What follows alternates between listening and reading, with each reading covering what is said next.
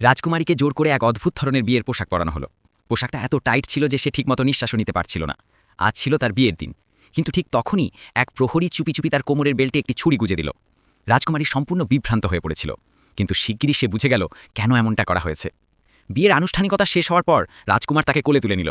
আনন্দে মগ্ন আন্না হঠাৎ বুঝতেই পারল না রাজকুমার তাকে পাহাড়ের নিচের খাদে ছুঁড়ে ফেলল। সৌভাগ্যক্রমে উপত্যকাটা ঘন গাছপালা আর ঝোঁপে ভরা ছিল, তাই আন্নার প্রাণ বেঁচে গেল। চারদিকে অন্ধকার আর নিস্তব্ধতা। রাগ আর অসহায়তায় সে সাহায্যের জন্য চিৎকার করে উঠল, কিন্তু সেই চিৎকারেই খাদে ঘুমিয়ে থাকা ড্র্যাগনটি জেগে উঠল। গর্জন করতে করতে আগুনের লেলিহান শিখা তার দিকে এগিয়ে এলো। আন্না প্রাণ বাঁচাতে দৌড়ে কোনো মতে এক গুহার ভেতর ঢুকে পড়ল, কিন্তু তার পা ধ্বংসাবশেষে আটকে গেল।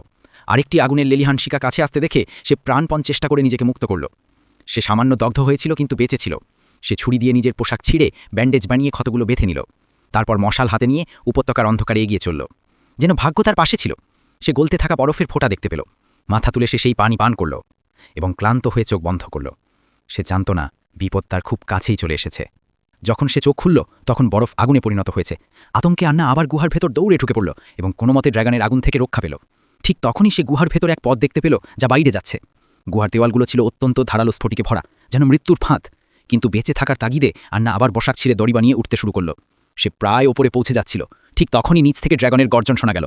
ভয় তার পা পিছলে গেল এবং সে নিচে পড়তে শুরু করল। সৌভাগ্যক্রমে তার মুকুট একটি স্ফটিকের সঙ্গে আটকে গেল আর তার শরীর মাঝ আকাশে ঝুলে রইল। কিন্তু স্ফটিকটা ছিল নরম ও ভঙ্গুর। মুহূর্তেই সেটা ভেঙে গেল। আন্না নিচে পড়ে যেতে লাগলো।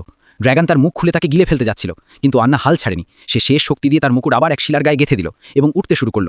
সে প্রাণপণ উপরে উঠতে লাগলো এবং অবশেষে গুহার মুখ পর্যন্ত পৌঁছে গেল। কিন্তু বাইরে বেরিয়ে দেখে সামনে শুধু গভীর খাদ। নিচে যেতে থাকা কিছু গ্রামবাসীকে দেখা যাচ্ছে। সে হাত নাড়িয়ে জোরে চিৎকার করে সাহায্য চাইল, কিন্তু কেউ তার কথা শুনল না। তার আওয়াজ কেবল আবার ড্র্যাগনকেই আকর্ষণ করল। দেওয়ালে আঁকা সতর্ক বার্তা আর চারপাশে ছড়ানো হাড়গুলো স্পষ্ট করে জানাচ্ছিল এখান থেকে বেরোনোর কোনো উপায় নেই। আর না চোখ বন্ধ করে মৃত্যুর অপেক্ষা